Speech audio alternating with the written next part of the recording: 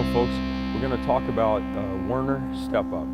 I don't know why I got the name for this, but what we're using is a tool in this case to really target glute medius, glute maximus. And one of the big problems we have, everybody has, this is something we just see a lot in our practice, folks are not nearly good enough at engaging, not nearly strong enough at engaging glutes and hamstrings. So we have different variations of, in this case we're going to talk about a step-up variation. There's different ways to do this. We have several different variations in our movement library. We'll call for them in our workouts. Depending on which part of your leg structure, hip structure, we're trying to hit for structural balance. So this particular variation is all about glutes. So Zach is going to set up here with, go ahead and put one foot on the box. What we want to be super strict about in this variation is this knee position. So right now this is wrong. He could just step up, works fine. The problem is that was very, very strongly a quad activity. What we're trying to do is change this around to get as much glute involvement as possible. So what we're going to do is drive back. I want you to notice something here. His knee is essentially where it would be stacked over the ankle in the same way that it is just standing up. His knee is just stacked directly over his ankle, it's back, and there's no forward translation of that knee joint really at all. What happens then is your mass, when you try this, all of you come back kind of a little more upright, just so we're doing it wrong. Come a little more upright. When you bring your knee back, you can see now all of his mass is behind this front foot. There's no way he's going to be able to step up. Try that. He's just going to fall. So the normal way you fix this, without thinking about it, way you automatically fix this is to slide everything forward and again do it wrong. All right, why are you doing this? Because you need to somehow find your balance on this front foot. Then you can stand up. But again, we get the wrong outcome here. So back to what you're trying to do, Zach. Drive your hips way back. And notice what he's doing here. As much of his upper body as possible is forward. And now watch, he'll slowly shift onto this front leg. And the knee didn't come forward at all. That's crucial for this variation. We're trying to stay as far back on the hips as possible. So again, transfer your weight onto that lead foot, onto the upper foot.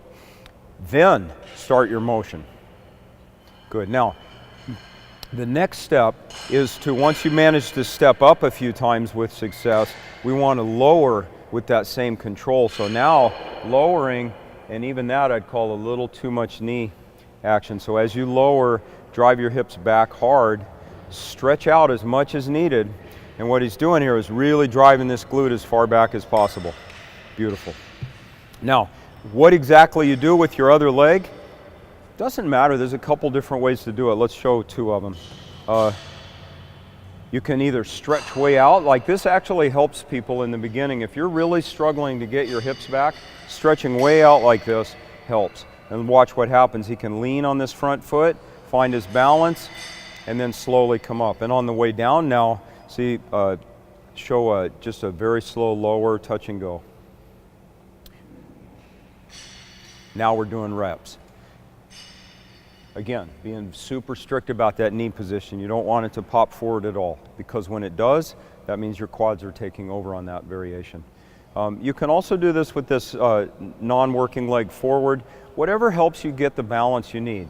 Key points: this working leg, the knee stays directly stacked over your ankle, your hip goes back as far as you can. And in terms of how much you lean, doesn't matter. Do what you need to find your balance. So this is a kind of an arbitrary starting height. This box happens to be 10 inches high. This one's 14. For a lot of folks, this is too tall to start, right? So this is not uncommon at all to require a lower start. This one is about 6 inches high, maybe 5. And if this is what it takes for you to develop this control of your hip and knee, start here. So back to what can go wrong on this box, Zach's going to show us now what often happens when folks are really kind of overestimated their abilities a little bit. Can't quite make that weight transfer, So then a common kind of, call it a fudge to get through this, is a little bit of a push off, a little bit of pushing off. And that's always accompanied by a little bit of falling on the way down. Pushing off, reaching back, falling, right? If you can't control that at all, especially on the way down, this is just too tall, too high a box to work on. And you want to start on something a little bit lower. That said, once you've developed some competence at a particular height, move it up.